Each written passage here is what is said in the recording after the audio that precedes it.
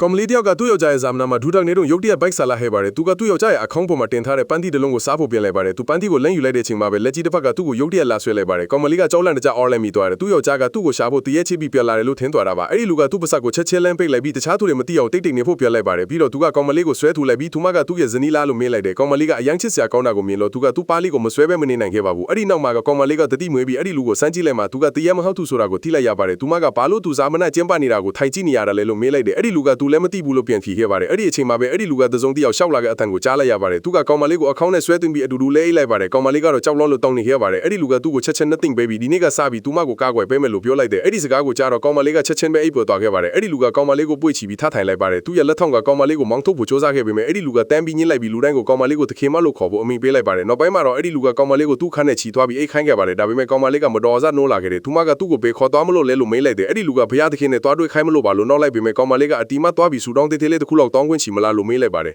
ကောင်မလေးရဲ့ဆူတောင်းကိုကြားလိုက်ရတဲ့အခါမှာတော့အဲ့ဒီလူကလုံးဝကိုစကားမပြောနိုင်တော့အောင်ဖြစ်သွားခဲ့ပါတယ်ခင်ဗျ